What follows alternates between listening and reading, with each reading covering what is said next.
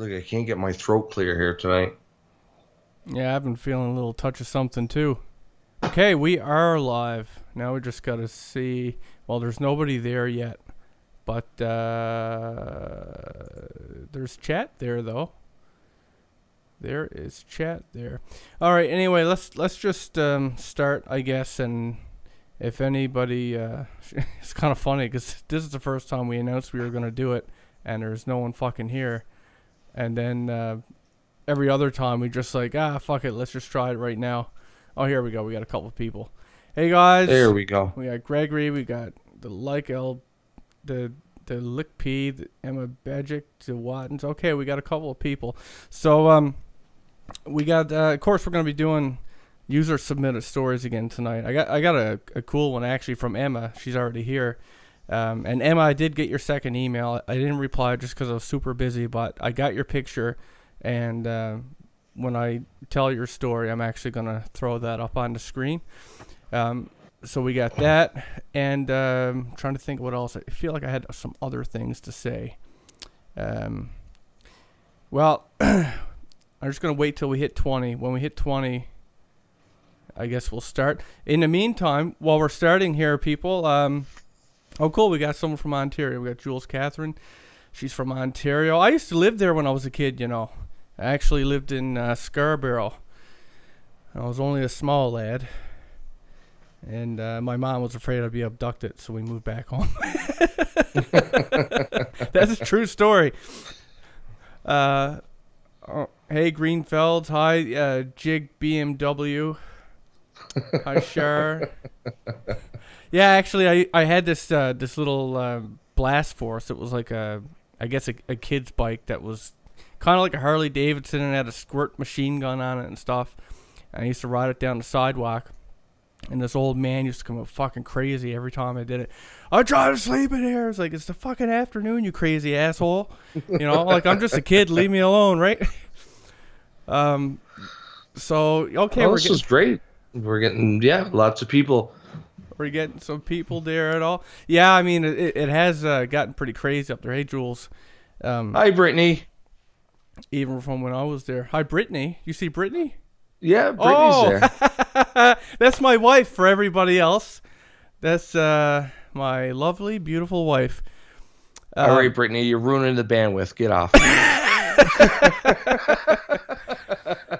Actually, now I come here tonight, and hi Cisco and Gregory Myers and Charlotte C. And a lot from England. So we got people from all over. That's awesome. I came here with a special guest. I didn't even tell Ryan about this. That I have a little bit of a story for you guys that he's gonna tell. But because of the way that my camera is situated, I'm gonna have to cover up the cam, so just so you don't see him walking in. But we do have a little bit of a story.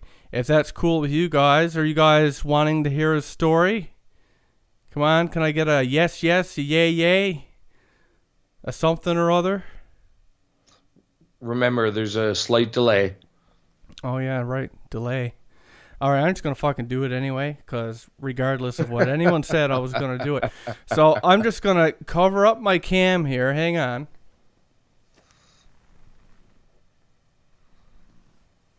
And wait for that to, because I got a So little. apparently, Will has a special guest for us that I didn't even know about. All right, guys, I'm gonna go get him. So Ryan, you can chat to our crowd here for a couple minutes. Let's all hope this is Hang some on. kind of Buffalo Bill thing, and Will comes back in all tucked in and drops a robe. And I'm like, do you want to fuck? No, okay. I'm not even gonna go there. I'll be back in a minute. How is everybody doing tonight? So glad that you can come and join us.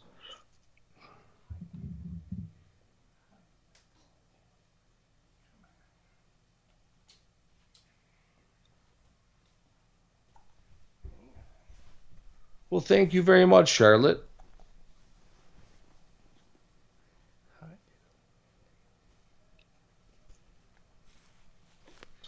I'm doing pretty good tonight. My right. voice is a little rough here, so I apologize for that. And I think Will is back. I am back. I have a little story.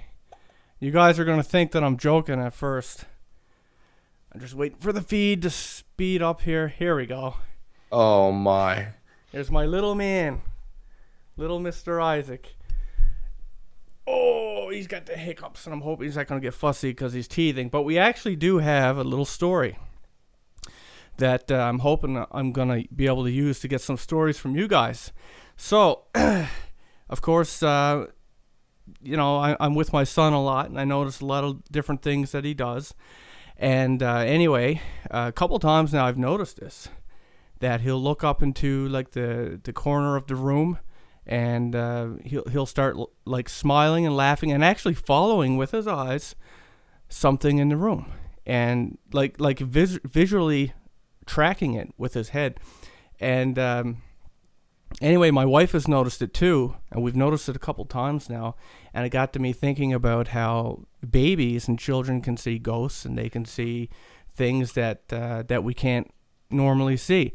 So it got me wondering if any of our audience out there has children, or maybe they're growing up now, but has some stories about their children that have seen things that they their parents couldn't see, things that freaked them out. One thing that always comes to my mind is when I got the baby monitor and I'm looking at it, it's all lo-fi, and man, it just looks ripe for a horror movie kind of thing, and I'm always ready to run up, oh my god, to his room. But if you guys got a story on like if you guys have children, if you've had some freaky things that your children have done that you think is related to the paranormal or something like that, I'd love to hear it. And with that said, I'm not going to keep him here because it's probably really boring, and I know I could tell he's probably getting fussy. But here he is again, just to see how cute he is. And Isaac, everybody said you're cute. There you are, my bud. Okay. All right, so I'm just going to run him back up to his mom, and then we'll get started with some really neat stories here. Just hang on one sec. So, Ron, you can entertain the crowd here for a minute again. Oh, yeah, well. Oh. I got you all. That the whole thing with children and ghosts, and of course, one of the big things is imaginary friends. I know when I was a kid, I had an imaginary friend, but I also, I'm not nowhere near as cute as Isaac, but I do my best. When I remember when I was just a little guy, like maybe 5 and 6 years old. No, Jules, I do not have any kids. A cat. But yeah, when I was 5, 6, 7 years old, I would routinely hear whispers. A lot of the times would be my name, and quite a few times I seen shadowy figures and full-on apparitions, I guess you could say, and it would scare the life out of me. I was an extremely terrified child, because every time I was alone, I would see and hear things. And I know that makes me sound like a schizophrenic, but I would a lot of the times hear, just as a little kid, I get, do something wrong, get punished, get put in my room, couldn't leave.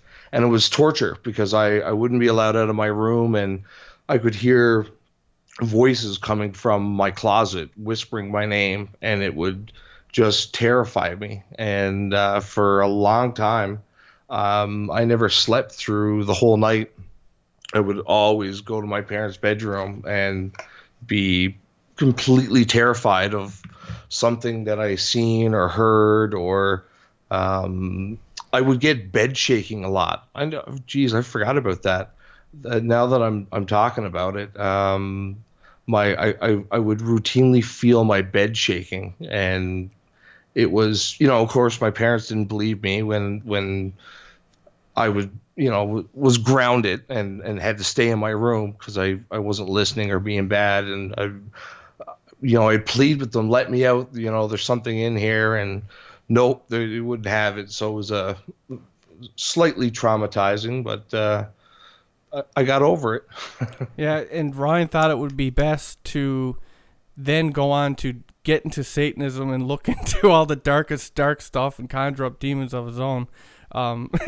So, Like you do. like you do. But there is for children who see this stuff, and it's kind of common, right? I mean, well, to a degree. I mean, everybody's heard of it. There's been movies that have portrayed like poltergeist and stuff like that. It's always the children who notice it first, and unfortunately, a lot of people just they don't believe in that. So if your kids come running to you, or I should say, if their kids come running to them, they just say that that there's no such thing, blah blah blah, and it's terrifying. I mean, movies have portrayed that all the time. That sad situation where the kid's actually seeing something and nobody quite believes in it. So what do you do, right? But I do. So if my son ever comes to me and he sees or hears something, then he's not going to have any problems with that. Now, before we get into the show tonight, I mean, one show I know that we're doing for sure is Emma sent in a story with it was a tree topper that she got that's actually cursed. There's a bit of a story there. I have the picture. It's really cool. And we have some other stories. Thanks, Jules. I couldn't be happier being a father, honestly.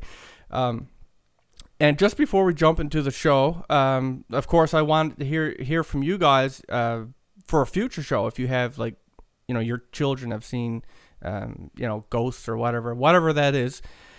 But there's another topic too that Ryan and I have talked about quite a bit back and forth, and we never did do a show on it. But if I could get some really cool stories from the audience, I'd love to do a show on it. And it has to do with people who have an interaction with electric devices, like say streetlights. You walk under a streetlight and it turns off. And no, I'm not talking about the motion detected lights and stuff like that. For me, I've had experiences with that stuff when I was a kid, well before that was a thing, before we had motion detected devices, and especially where I live, and it's poor as shit. I don't think that there's any even now.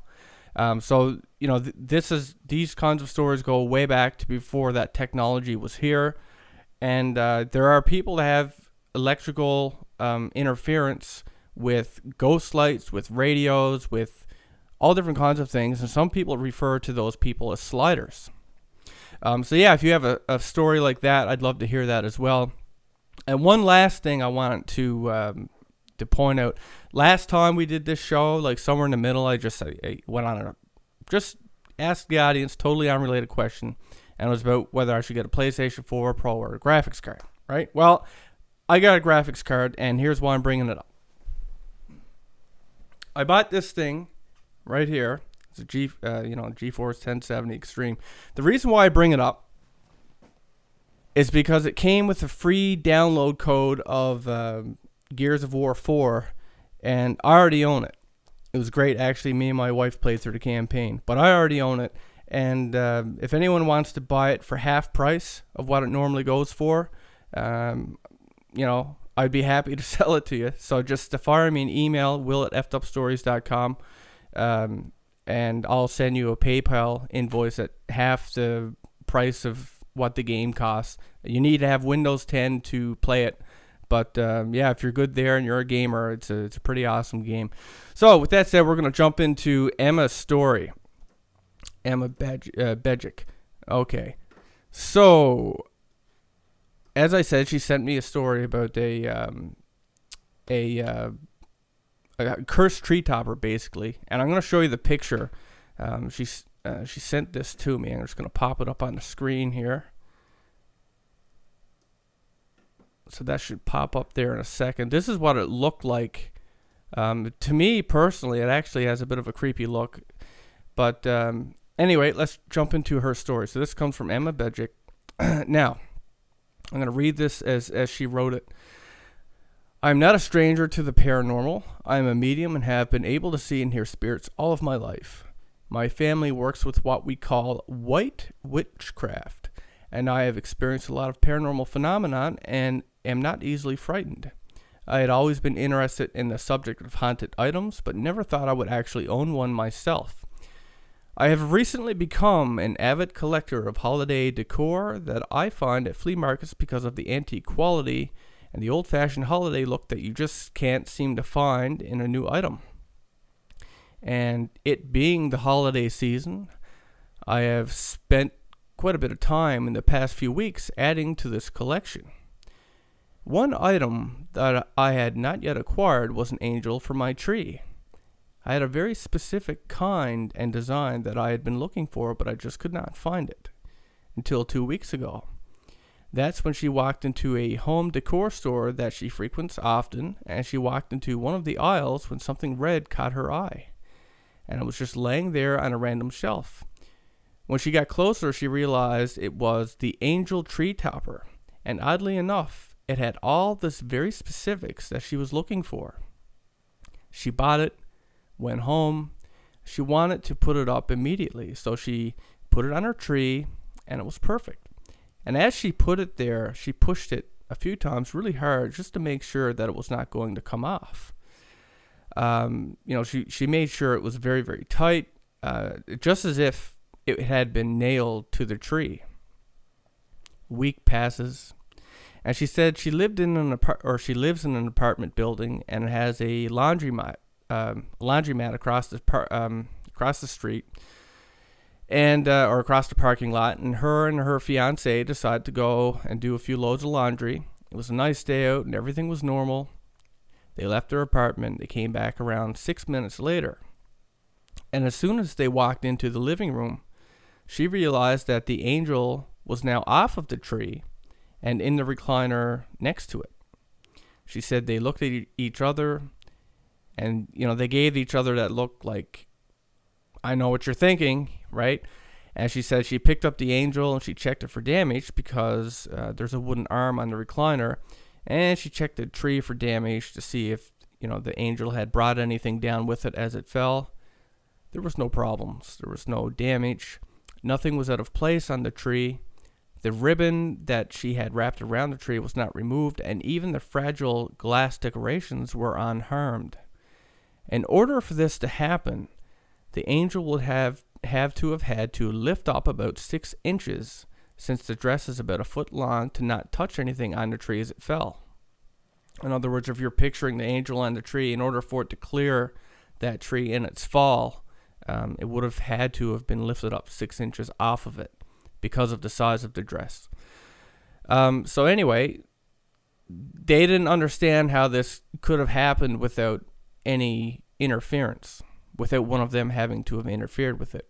They had no idea what to make of it and were pretty puzzled as to how this could have happened. And she decided to brush it off as a freak occurrence and simply put the angel back on the tree. She grabbed a chair from her kitchen, positioned it in front of the tree between the couch and the recliner.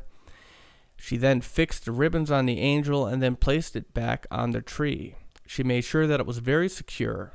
She pulled the long dress it was wearing all the way down just like before, and she then pushed the angel with her hand pretty hard, quite a few times, to where the tree actually moved when she pushed it, just to make sure that it was not going to fall again, that it was very good and secure.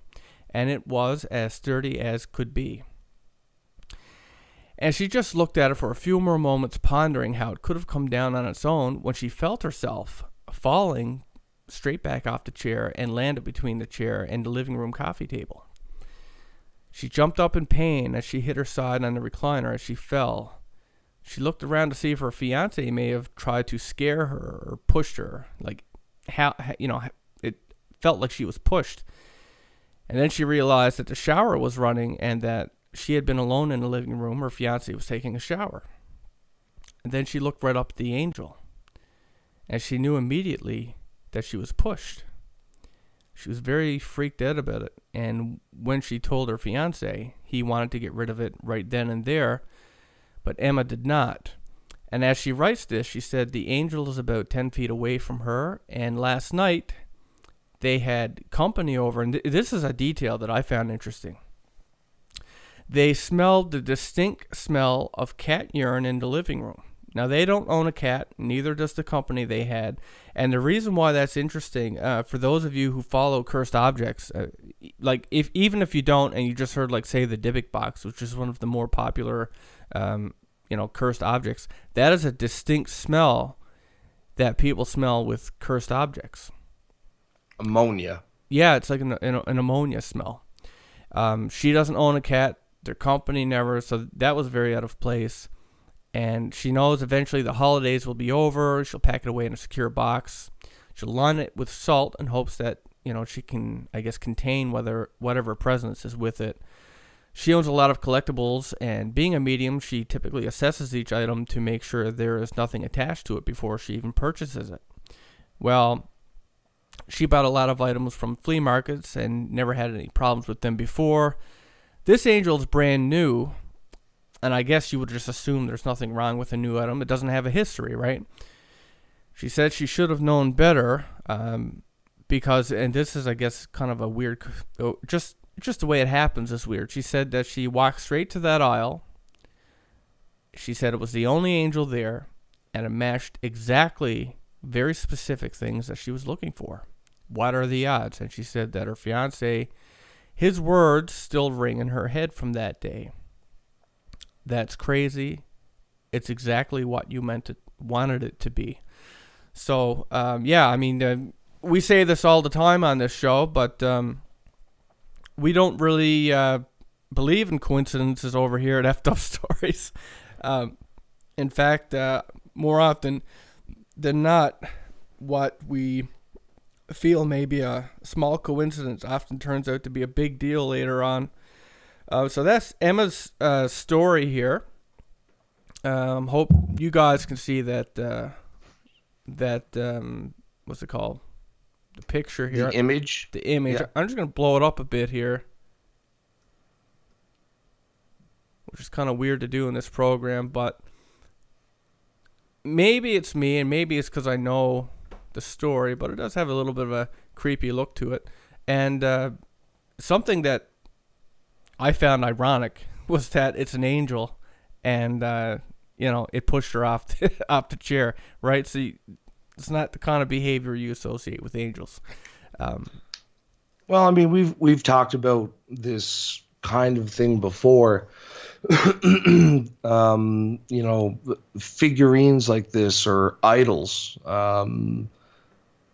tend to attract spirits or beings. I don't know if it would really matter what the symbolism behind it is, but an idol is an idol, and it's this subject has made me think of or I guess ponder having lots of different kinds of figurines and stuff around, even if it's just decorations. And yes, Greenfell's Lucifer was an angel technically as well. And there was a whole host of them that fell together, according to, the tales. Oh, and something I just want to say in the podcast, because I keep forgetting that this chat, this chat is not available after the show is. So for anybody listening to it after the fact, Emma just said, because she's in the chat here, the following day, I guess, to when she sent that angel in, she had a friend get tapped on the shoulder and pinched, right? So yeah, it definitely does sound like there's something attached to that figure, that idol. It's just ironic that it seems to be, it could be an imp, although I don't know if pushing someone off a chair is considered just impish behavior or something more, but definitely seems like there's something there. And it's, well, trickster spirits, the tales of trickster spirits that I've read, a lot of them do have a darker side to it generally. That is not just, them pulling a prank.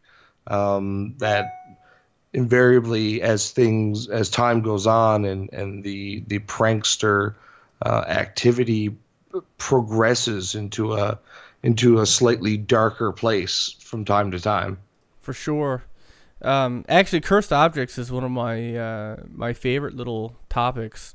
We've done a number of shows on it, and I don't really get tired of it, but it's hard to find new ones, like especially like ones that aren't just the most famous ones, like the Crying Boy painting, and James Dean's car and The stuff like that. Hope Diamond and stuff The like Hope that. Diamond, yeah, like the really famous ones, everybody's kind of heard. It's hard to find new ones, but it's a thing. Like it's something I found that was really interesting. I think it was in one of the recent podcasts we did, but we did one with a fellow who was native, or no, sorry, he wasn't native, but the woman, yeah, the cursed what was it, iPod, right?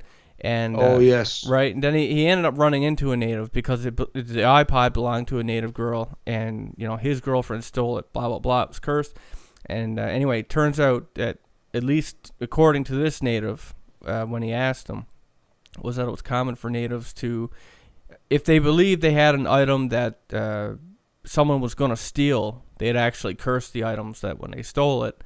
It was like, there's karma on you, right? So yeah, I mean it's a lot more common than you think, but maybe not necessarily in the Americas, right?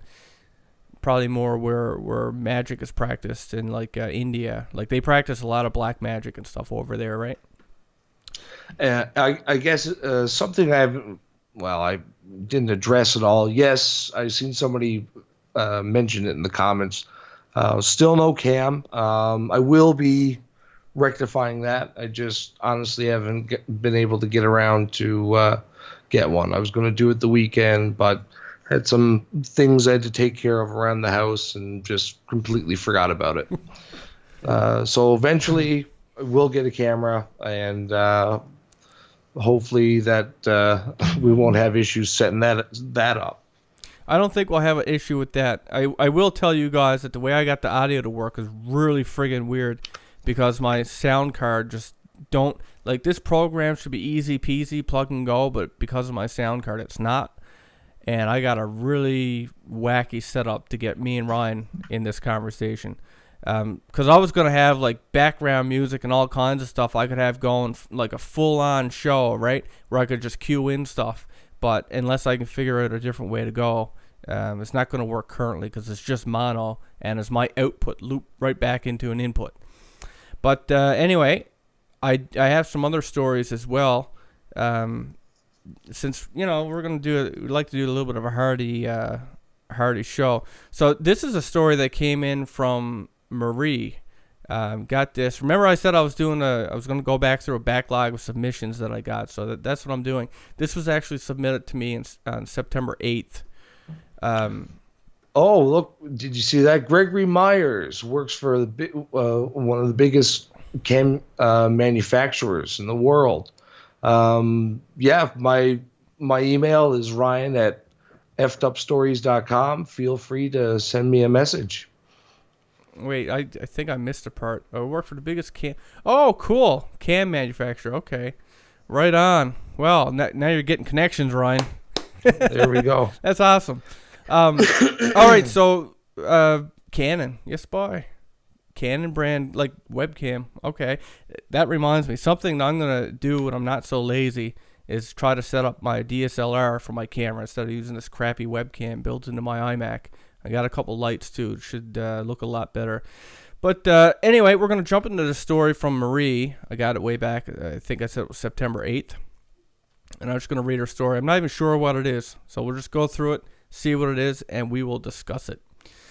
Dear Will and Ryan, I've never shared this story with anyone but my immediate family, but after listening to your podcast, especially your near-death experience episode, I felt the need to share it with you.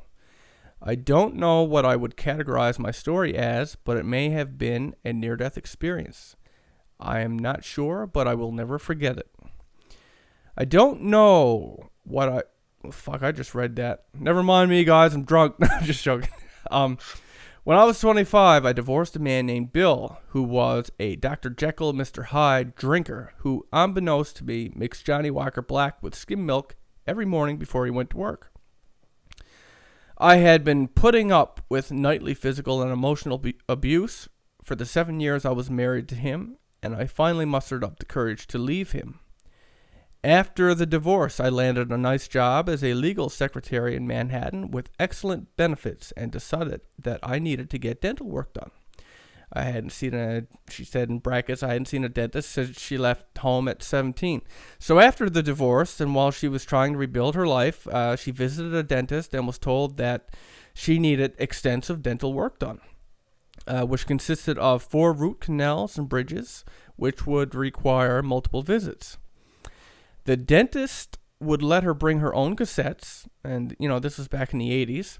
And, he would play Kate Bush, David Bowie, and other music that she brought while he performed his work on her teeth. And he would give her what she called, quote-unquote, sweet air to calm her.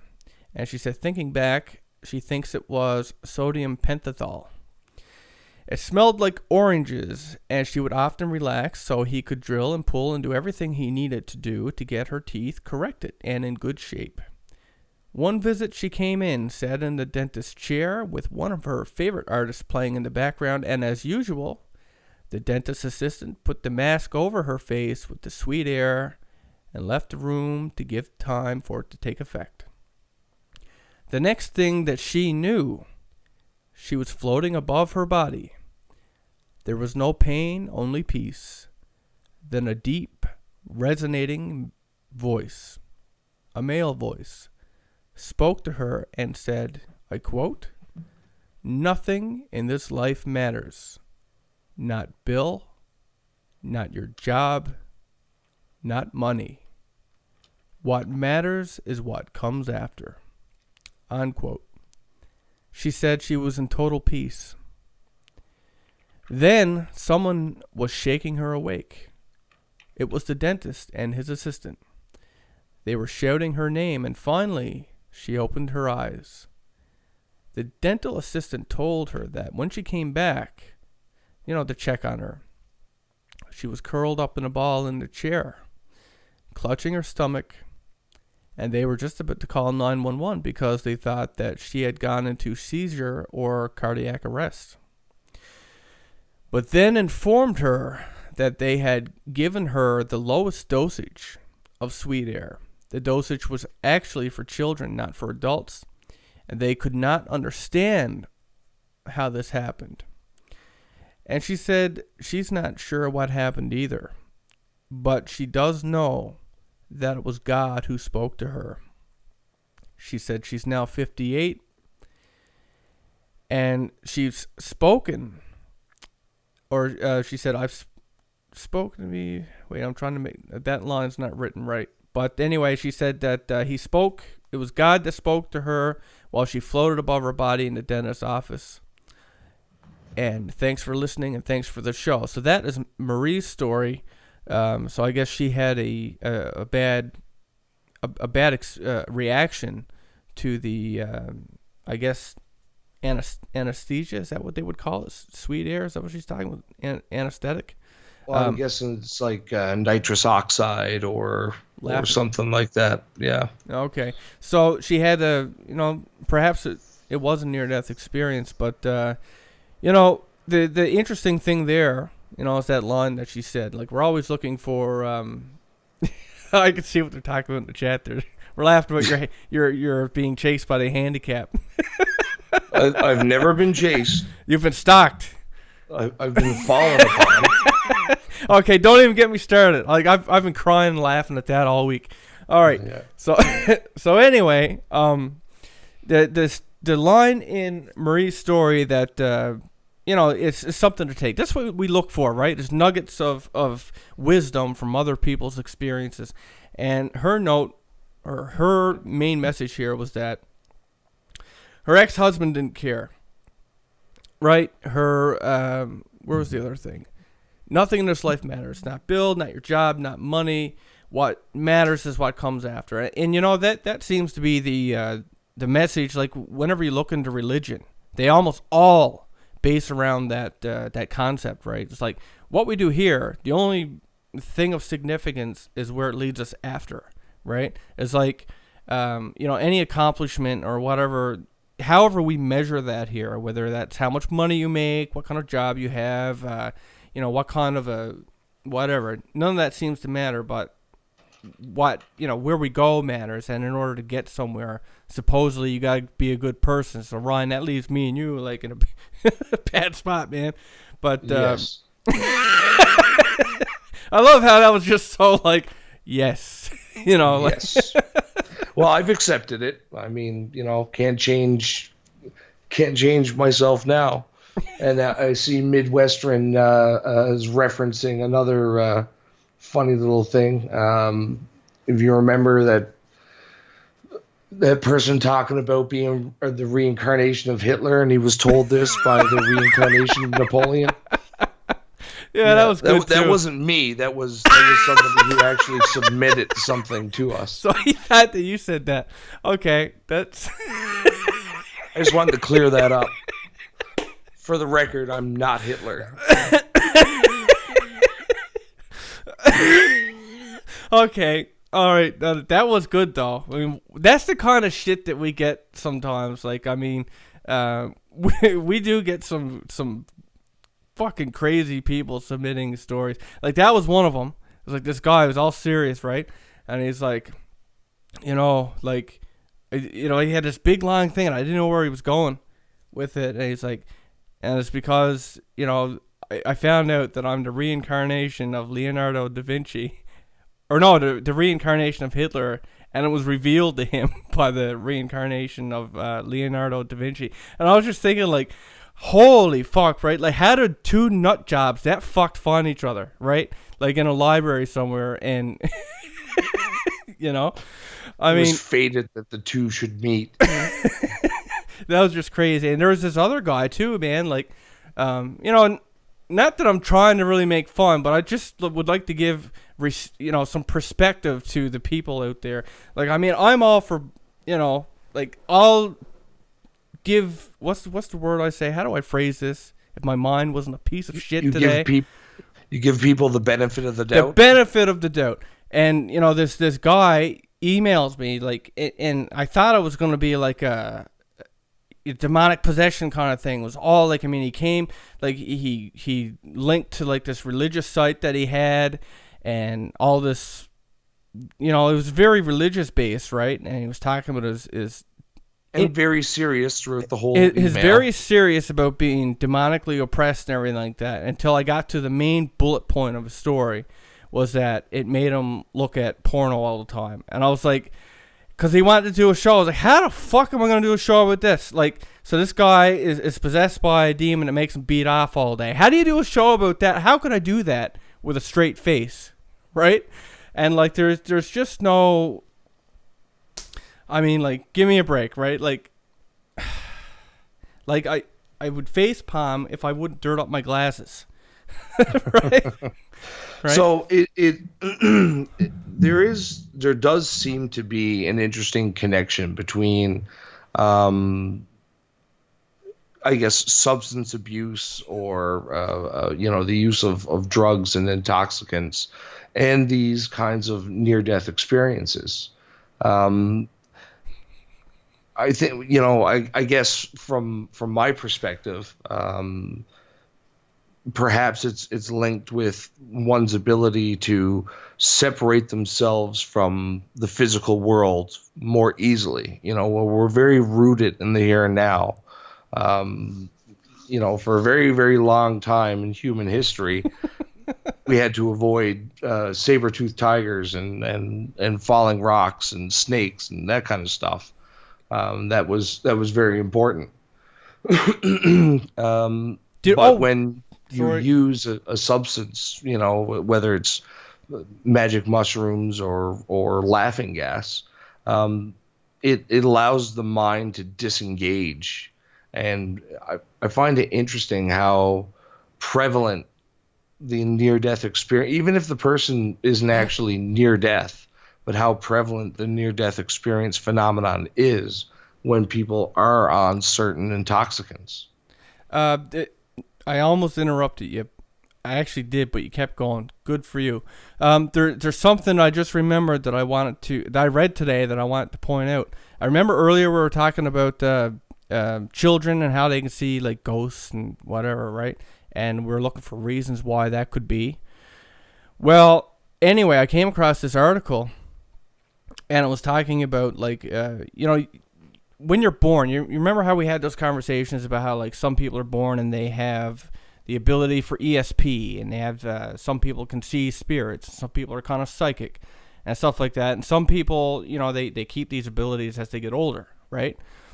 Well, apparently, the way that this guy put it, and I wonder if it's true. I mean, I'm not a doctor, I don't know, but apparently when you're born and you're a baby and your brain is growing, and you have all these different neurons and connections being made, apparently you do have all these different connections to things that let you do those kinds of things. And over time, you break off the connections for things that aren't so important, and you keep you build stronger connections for the things that are important. And it got me thinking about how we filter things out with our vision, right? Like you remember that story with it was like an Indian tribe or something like that on an island, and like this pirate ship or a ship or something like that went right up on the shores, and some people could see it, and other people, they just couldn't see it. Like, I mean, it was right there and they couldn't see it because their eyes filtered it out. I think you told me about that, Ryan.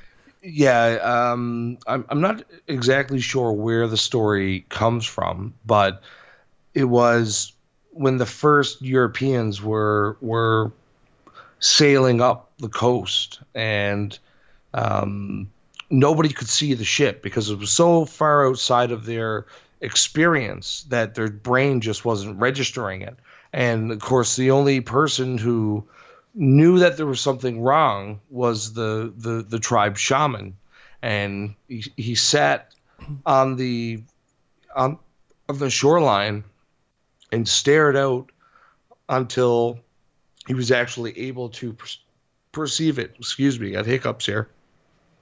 Um, Brain development is a very interesting topic, and when we're born, our brain is what the term they use is plastic, is very plastic, is very malleable, and as we grow up and as we gain new experiences, um, our brains develop along certain lines. So in our modern world, we teach children about numbers and letters and colors and how to do math, and your whole life is really rooted in the physical, and that has a tremendous impact on how you both metaphorically and literally see the world. And that's it. And that's exactly my point. Is that I mean, do you think that that's the way it works? You're born, and you have these connections. Maybe you are slightly telepathic, or you're slightly, you have the ability, the potential is there, and you can get tinges, you can get hints, you can get little touches of experience with these things, like children seeing ghosts or demons or whatever. But with as you get older, and it's not something that's important, it's not something that you use, perhaps you break those connections, and your brain develops into the areas that you do use, which of course is, we do teach, like you said, letters and numbers and all that stuff. But what if a baby was to be brought up in a home that was, the mother was psychic or a medium, and it was an important part of their family, right? It was an important thing that they did.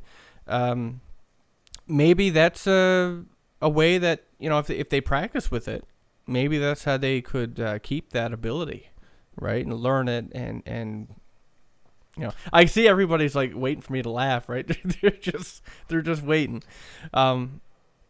It's true, Ryan does crack me up sometimes, like he really does, but I can't foresee it happening this time.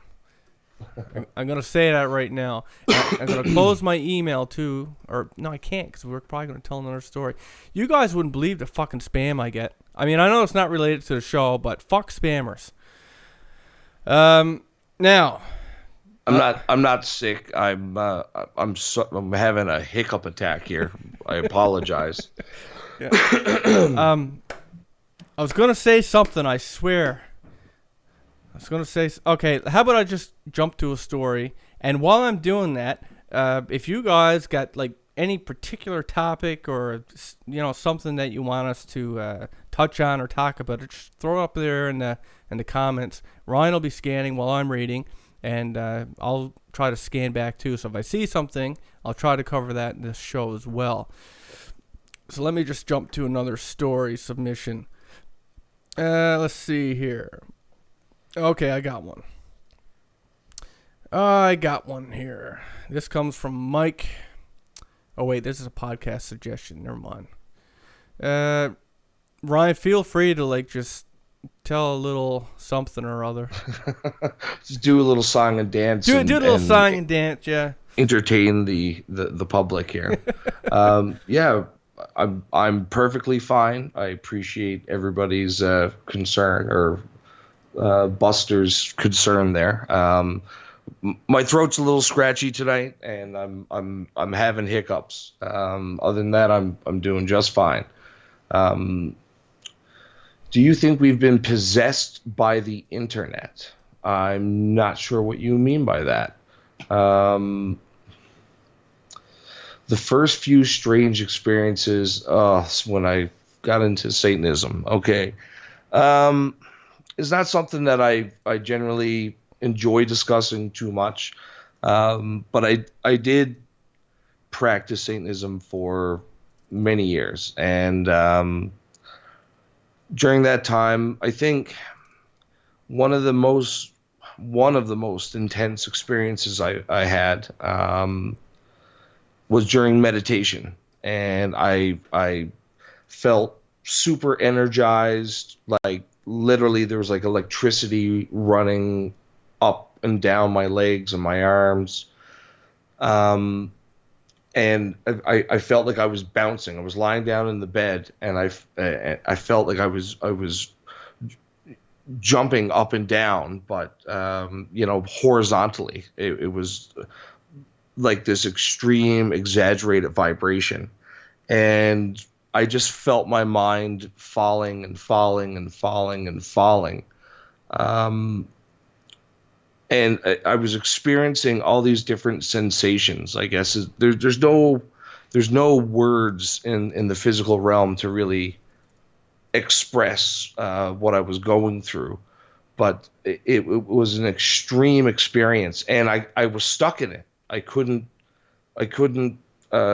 shake myself loose. I mean, I had been meditating for very intensely every day for years at this point, and I just could not shake myself out of this meditative state.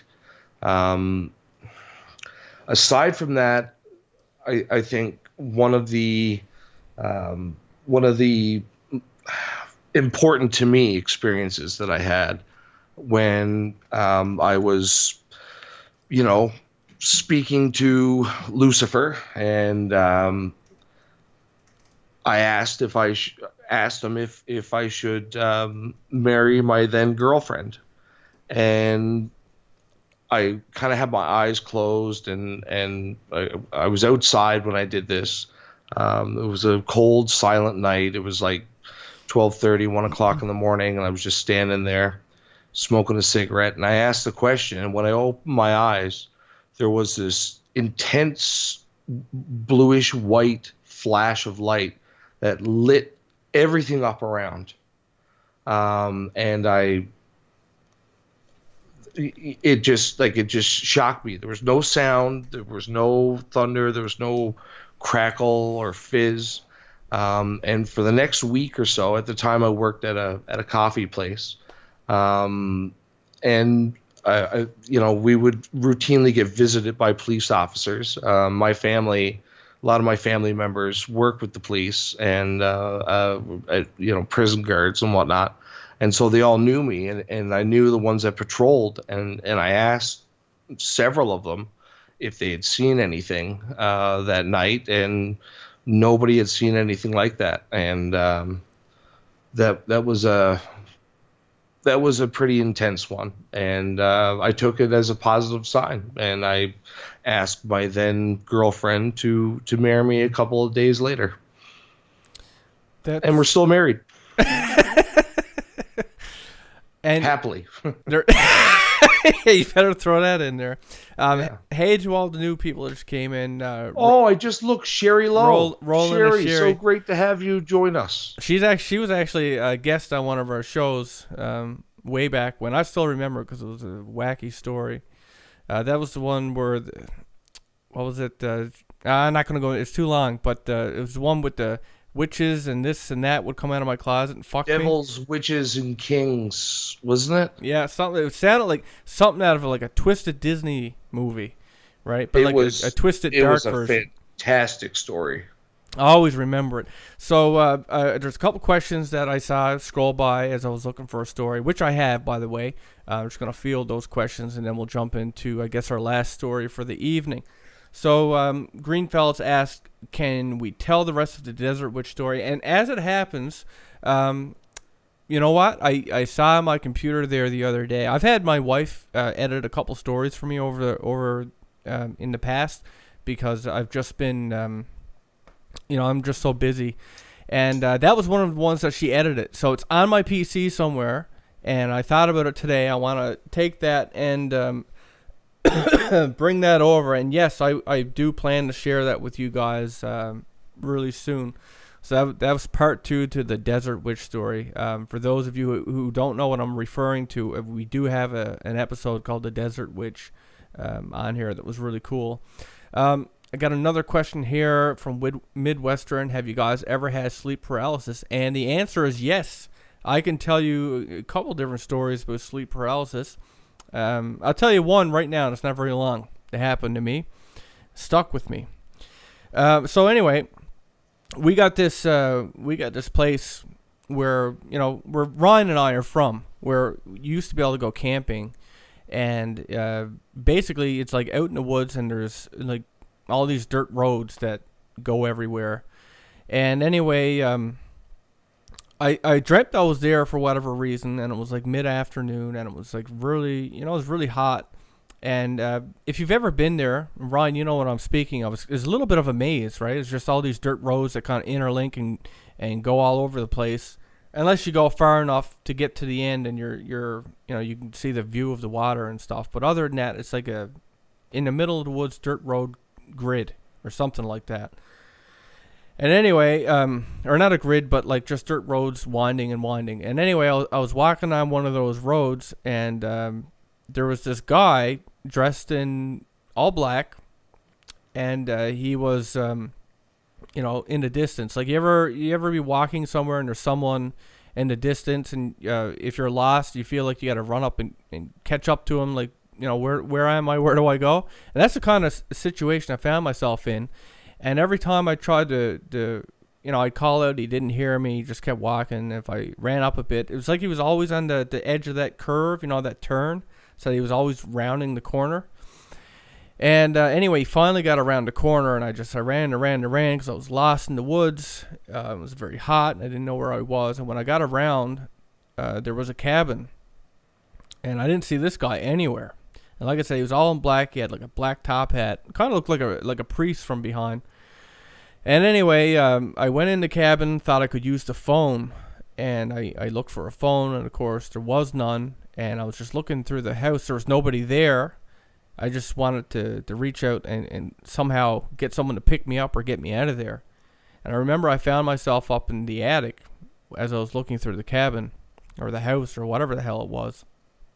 And when I got up there was this big window, against the far side of the attic. And as I made my way over to it, once I looked out the window, there was that priest was actually standing directly on the floor below in the front yard, staring up at me. and he was old, but his face was completely white. He looked like he was dead. He looked very extremely sinister. And as he stared at me, this is the part that really got me, and what I guess paralyzed me, is that it was this sound. It was like, in a horror movie with the orchestration, when they got all those notes that are off with one another, and it's just this big wall of like sounds that are against each other, like the discord of it. And it sounds like scary. That's why they use it in a horror movie. And it was such a big wall of sound because there was like no sound in my dream up to then. And it was like such a loud sound. It was paralyzing. And the window started to bleed. And I couldn't move. I was completely paralyzed in my dream. And I couldn't move at all. And the blood just, I was stuck there. And the blood eventually covered the window. And when I woke up, I was paralyzed for, I'd say, felt at least like 5 minutes. And I could just kind of blink and kind of, use my eyes to look around a little bit, but I couldn't move. And so that was one case. I got another one too where I witnessed someone die. I think I told that, or I didn't witness. It was a prophetic dream, where Premonition. A dream of premonition. I did tell that in a podcast before. It was one of our first ones that we did. But yeah, it was my grade 4 teacher. And she died. Anyway, I'm going to jump into the story. So just a couple of questions I seen scroll by, just to answer them. Okay. So anything new on Skinwalker Ranch? Not to my knowledge. The only thing I've heard coming out of Skinwalker lately is that they've been forced to take the gate down because they had a gate up blocking access, but technically it's a public road, and they've been forced to take down the gate now. So I would not recommend, however, trespassing, as last we heard there were still armed guards on the property. So maybe just stay away from that. Midwestern asked me if I thought, while I was meditating, that I went to the same place as his friend did, the Murder Mansion story, where the group of people met and they were into the occult. I really don't know. My personal belief is that there are many different layers and membranes of reality, and that it is possible for the human mind to traverse them like we could never do physically. In fact, I think many of these realms are non-physical, and that was the impression that I got, was that I was very quickly slipping from realm to realm, from dimension to dimension, and just flying through them at an incredible rate of speed. So yeah, we'll jump into the next story there. Okay, so now this one, originally the way she wrote it was that it was going to be a podcast suggestion, but there is a bit of a story there, and I thought that maybe if I read this, if it's something that anybody else is out there familiar with, maybe we could get some stories from them, and then we could do a show on it rather than just research on the internet. Because one thing I would like to point out, I know I've done this, I've said this before, but when we started this show, it really was, we wanted to make the focal point about everybody else's stories, right? Like the people who haven't gotten to tell their stories. Nobody's heard them before. When you go researching, you're often finding the most popular stories, and other people have heard them before. So we really want to be a platform that focuses on you guys and your stories. And even though we didn't start off that way, that was just to get the ball rolling, because to get submissions, we had to get, so popular, right? So now that we're finally there, I definitely like to keep the focal point on you guys. So rather than just go and research this topic that she suggested, maybe by telling her story and bringing the topic up, maybe one of you have a story on this topic, and you could send it in, and we could cover that.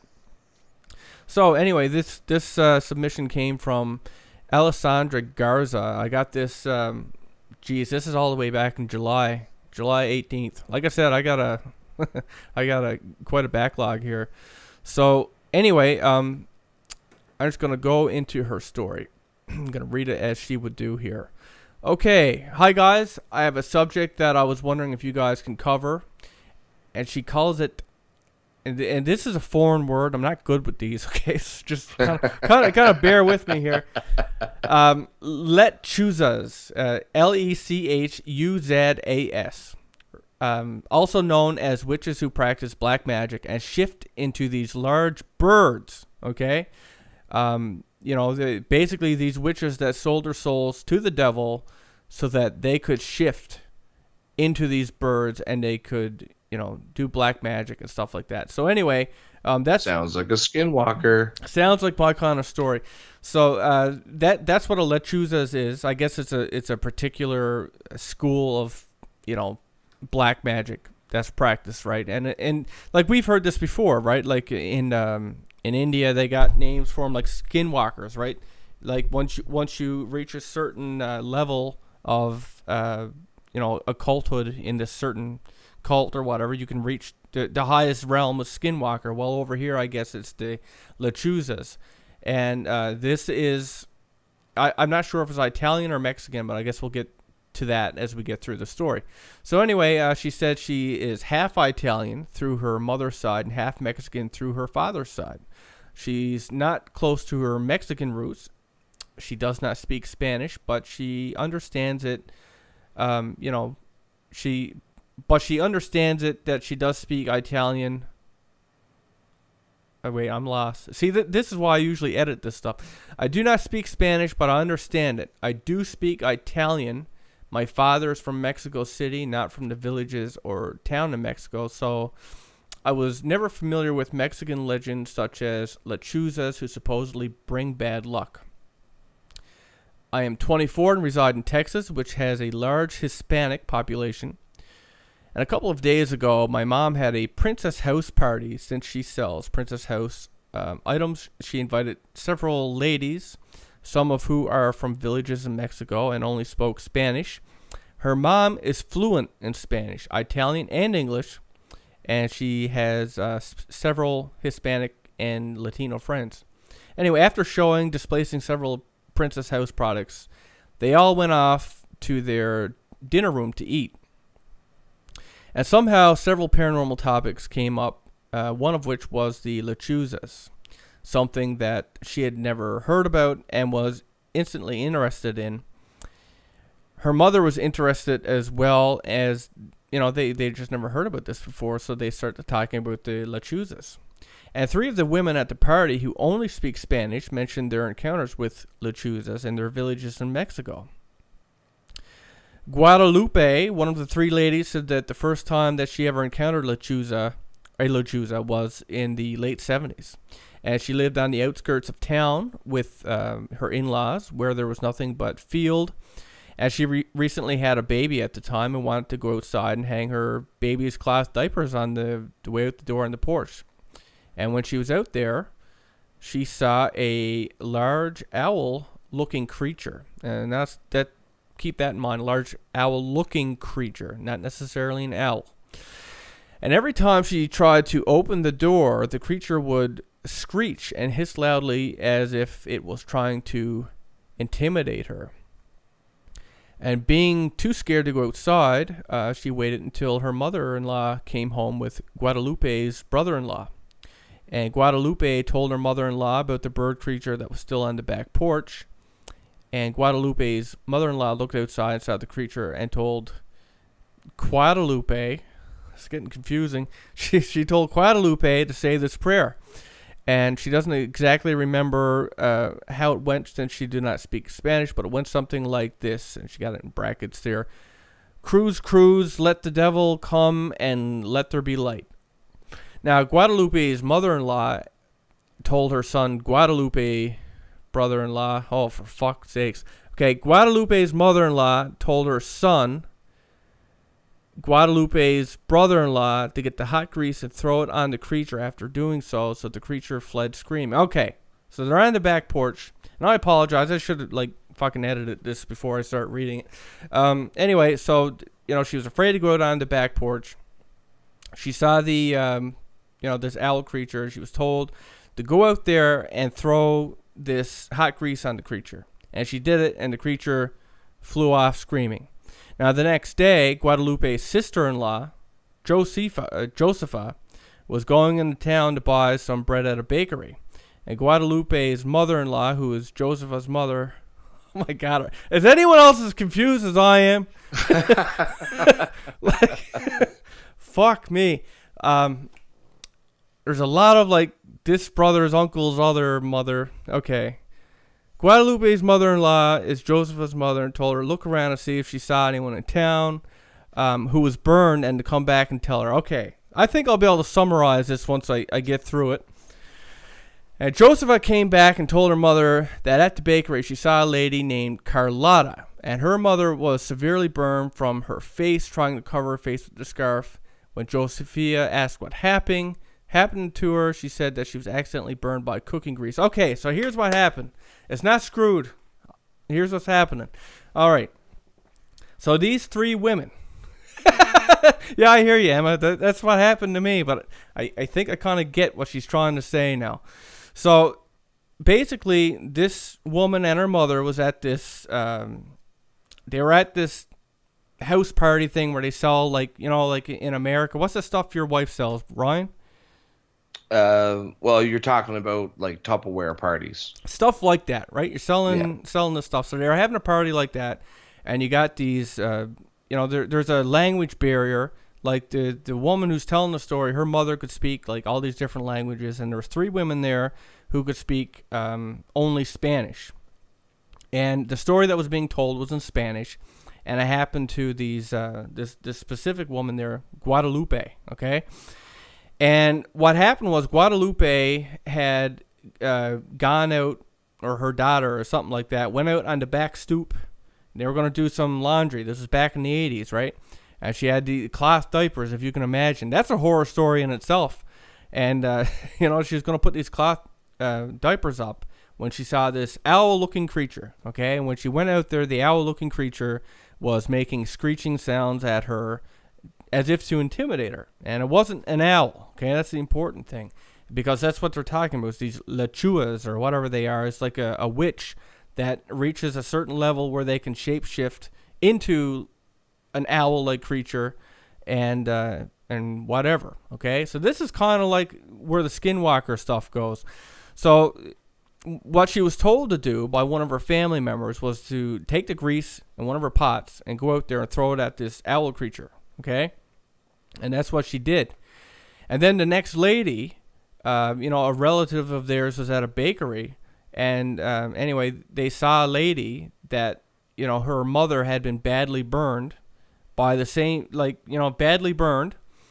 And when she asked what she was burned with, it was grease, cooking grease. And this is what happened to, this is what she threw at the owl, okay, the owl creature. And I guess the idea being that this owl creature was that lady after she had shapeshifted. So she was there on her stoop. So that's where we're to so far. That's where we're to. Now, years later, Guadalupe found out that Carlotta, that's the woman that was burned or whatever, that Carlotta was actually having an affair with, found out Carlotta and her husband were having an affair and believes that Carlotta's mother was the creature that was there that day. Okay, so the mother was the one at the bakery that got, or not the bakery, she was the one that got burned. She was the owl.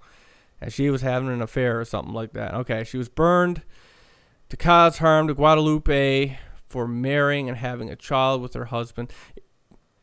Okay, it's getting... All right, anyway, the moral of the story is that they're shape-shifted and... fuck me.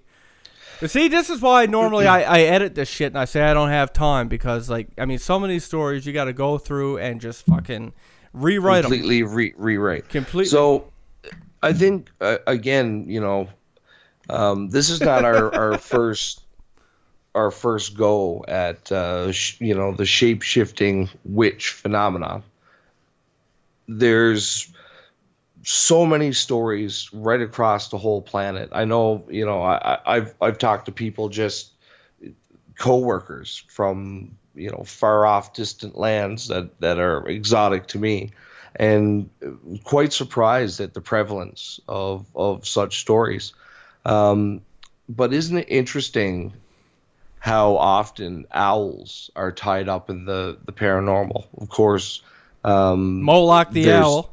Moloch the owl. That's probably the most recognizable, paranormal connection to an owl for anybody in North America. The Bohemian Grove and all that darkness that goes on there. So one thing I do want to add to that story. So like, I'm just gonna summarize this whole thing for people, okay? Because You're like, gonna summarize your summary now. I'm gonna summarize my summary, because a lot of this stuff didn't even matter. The moral of the story is that, um, that's right, my panties are in a bunch. I need new ones. Brittany, if you're in the chat room, you're my wife. I want a pair of your panties.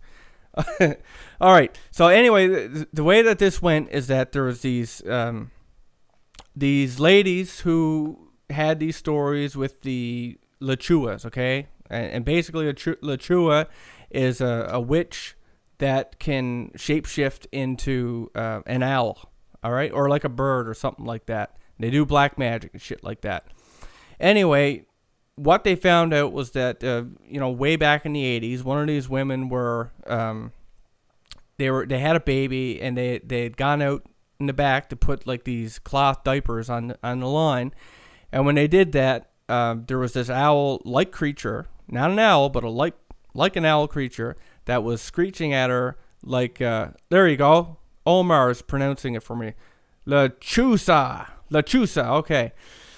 So anyway, she goes out there, this creature's, screeching at her and intimidating her. She goes in the house, asks the, her relatives what to do. They say to throw, this cooking grease at it, which she does. And then they find out, all through the family and through people, I guess, at the local store place, that there was one of the woman's mothers was just severely burned by grease, right? And, long story short is that it was that woman's mother that was the owl creature. She had shapeshifted. She was out on the back of the house, and that's, when she went out, she threw the grease. That's who she got. So even when she went back to her human form, she still had the damage done, and it had to do with some kind of affair within the family or whatever. And there was another little tidbit at the end here where there was another lady named Maria from the same village. And anyway, her uncle woke her up early one day to take care of his farm animals on the side of his property fence. And he ended up seeing a naked lady with long black hair with her knees against her chest. And the lady told him that she fell and that she couldn't fly anymore because it was done and the sun was going to come up soon.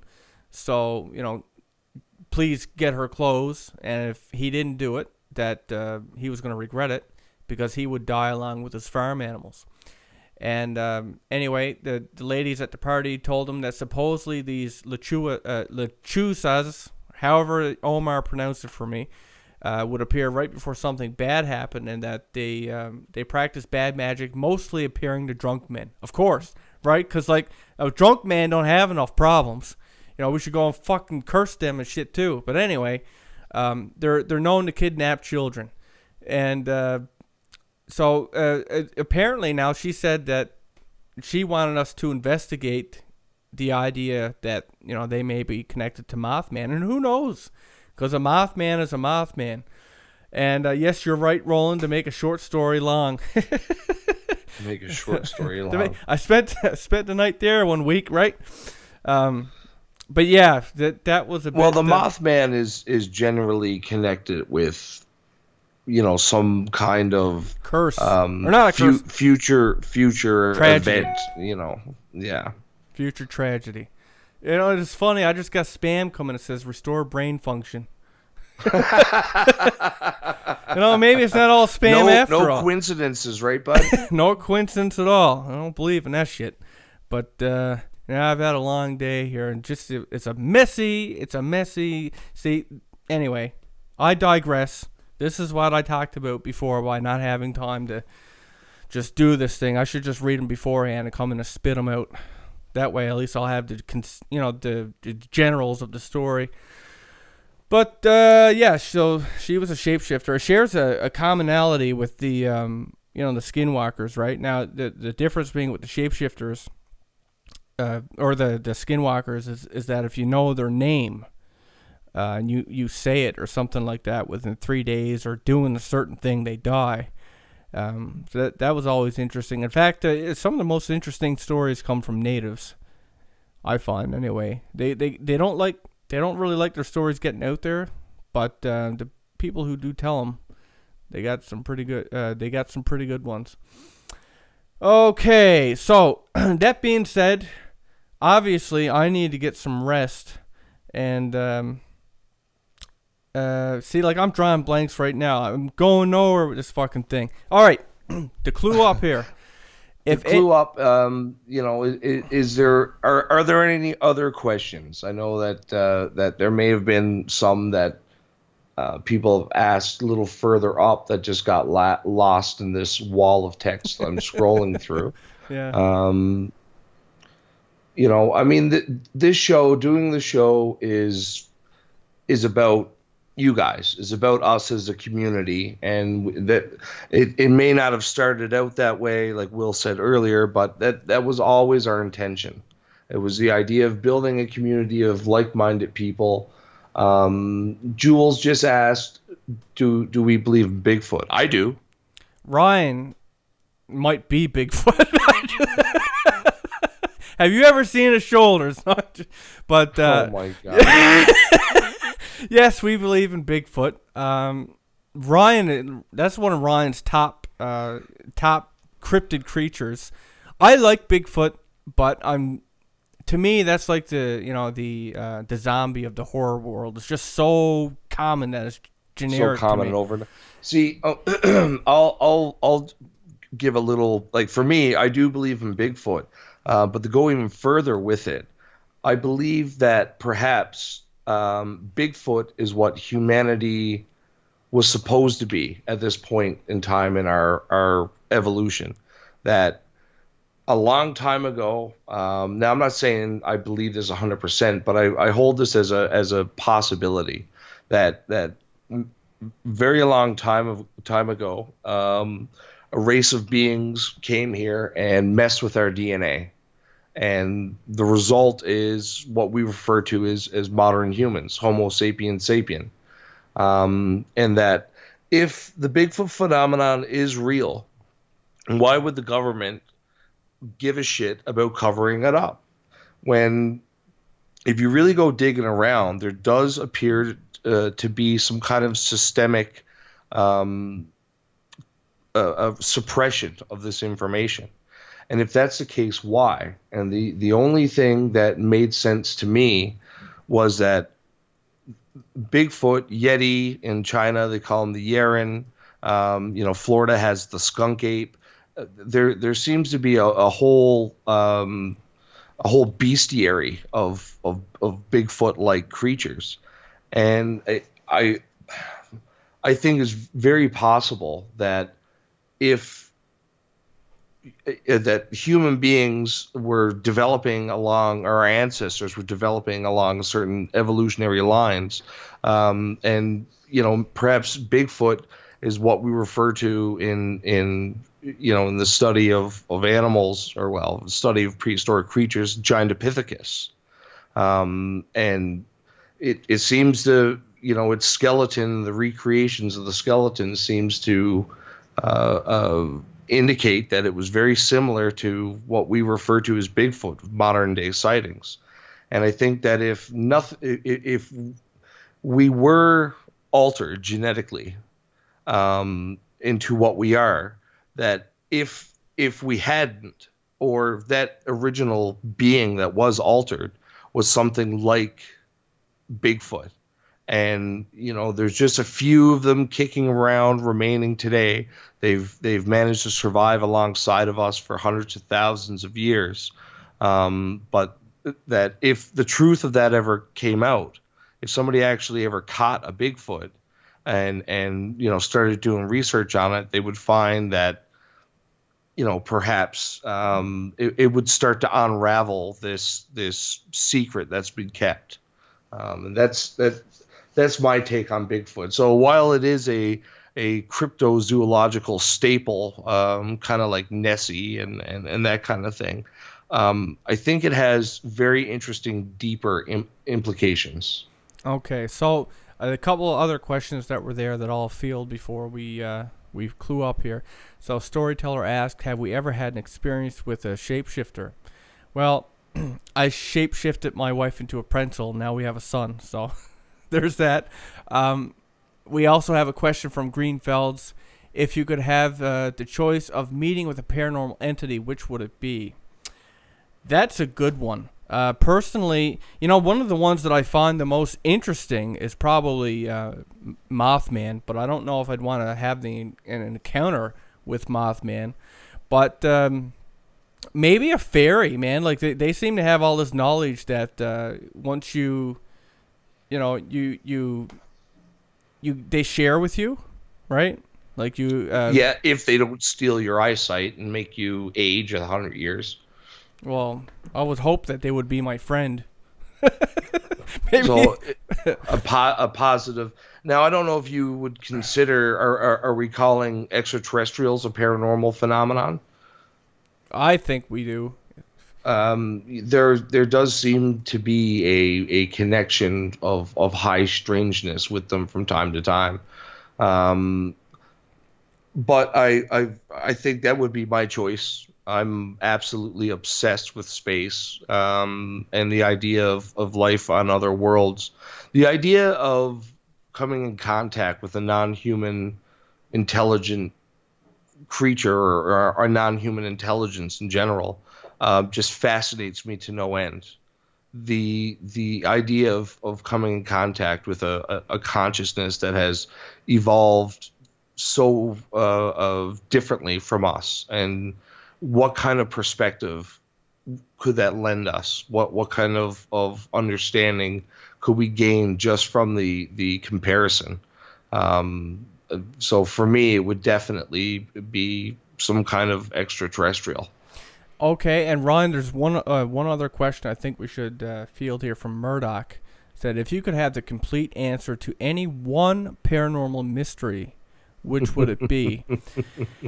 And like, there's so I many. know what your answer is going to be. Well, one is life. I'd love to know. Like, I don't know if you call that paranormal, but well, I guess it's normal. Okay, a different one. Near death experience. Well, it kind of ties into what the point of life is. Where you go when you die. I mean, Well, I think that's what you're driving at, right? Is that if you could have the whole near death experience phenomenon completely 100% explained to you, that you understood it completely, that would be. that would be my pick. Absolutely, because I feel like everything kind of circled. Like that feels like the pinnacle point, the most important thing to try and figure out here. But if I couldn't pick that one, I think I would pick. I'm very interested by the tails hum kind of a thing, like where you hear like something really odd in the sky, like it sounds like machinery. Um, I've actually, The sky sounds. yeah, like I mean, I've even heard that, right? That's something that I feel like it's probably something stupid, like somehow like our sound's getting out and bouncing back, but I don't know.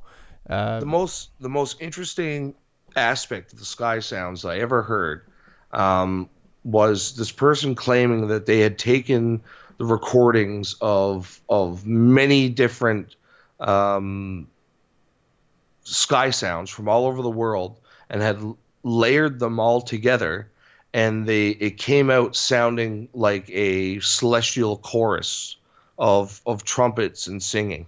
that's bizarre, hey. Like sometimes I wonder if it wasn't an alien race on a different planet that had sent a message down, and that's what we got, right? Or maybe it just traveled. They The didn't even send it. It just got here. But then I'm thinking the like, implications from this guy was that, of course, it's the choirs of angels and their trumpets and singing.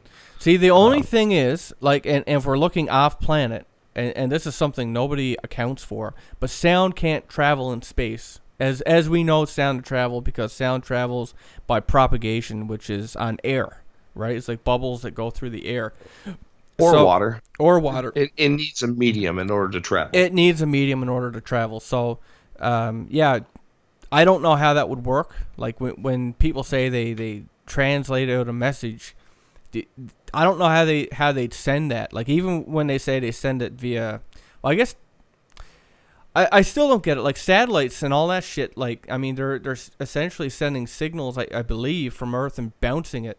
Off. I don't know if not the ozone layer, but Well, they're using electromagnetic, like they're using energy pulses that are based on somewhere in the electromagnetic spectrum, whether that's radio or radar or whatever. Um, you can transmit that through the vacuum of space. I mean, that's why we get hit by the sun's rays. right. That's There's what there's a comment there that just has to be pointed out because it's gold. Ryan is your guardian angel special needs. Uh, I I don't have a guardian angel. This is a tie-in to the last show, by the way, guys. I think pretty much everybody's aware of that by now. Oh man, that's classic. Oh, that's gonna be one of my favorite. I even mentioned to Ryan like taking that 5-minute clip and just making his own episodes. Yeah, fucking right, we're not doing that. So yeah, that's one of my favorite one of my favorite little man. Did that ever take me by surprise? I mean, you can actually see it. I went back and listened to it, and like when you mentioned handicapped people, I'm like, wait, what? Okay, moving on. All right. Anyways, guys, if you got like I said before, if you have stories on like you have kids or you know someone who has kids that have seen ghosts or demons or like maybe you heard something really creepy on Or you remember something from your own or you childhood. remember something from your own childhood, or you heard something on those, the baby monitors, or saw something on a baby monitor. I'd love to get those stories. I'd love to do a show about those stories. So if you guys got that, send it in. You can do it on the official website, effedupstories.com. That's EFFEDUPSTORIES.com. And, oh yeah, the other one. If you have any experiences with interacting with electrical devices, right? Like you walk under a street light and it goes out, or you have a radio that turns on and off by itself, or you're one of those people or know somebody who has this kind of effect on electrical device. Some people call them sliders. I'd like to get those stories from you guys for a podcast as well. And that about sums it up. Oh yeah, and lastly, if there's anybody out there, especially that's a gamer that wants to get a download code of Gears of War 4 for half price, because it came with my graphics card and I already own it, just email me at will@effedupstories.com and I'll send you a PayPal invoice for half the price and then the code. So you get the game, it's a new game, get it for half price. Yeah, that sums it up. So thanks everybody for popping in. I love this back and forth that we get to do with the fans. It's awesome. Especially like the funny stuff that comes up. It's really, really awesome. So we definitely want to make the show more and more about you guys and put you guys into it. Be a part of the show, right? And eventually I think we're going to start doing this calling. Maybe we can call you guys during the show and talk to you to get your story that way. Like kind of like what they did on Art Bell, like the call-in thing. I'd say it better, or like I'd phrase it better, but my mind is just a piece of shit tonight, so I'm going to leave that there. Anyway, have a good one, guys, and I'll check you guys, I guess, next Monday. Yeah, next Monday we'll see you at the same time. Like we said before, we're going to do our best to stick to the Monday schedule. That way Monday isn't going to suck so much, and we can all spend some time together talking about all these interesting things that we love to talk about. True that. So again, thank you all so very much for joining in with us. We love hanging out around the digital campfire. For sure. The online campfire. All right. We'll catch you next time, guys. Thanks for coming. Honestly, though, it's really awesome. We'll catch you next Monday, same time. Was it 5:30 p.m. PST? Sure. Can't remember. All right. We're going to go with that. Catch you next time, guys. Have a good one.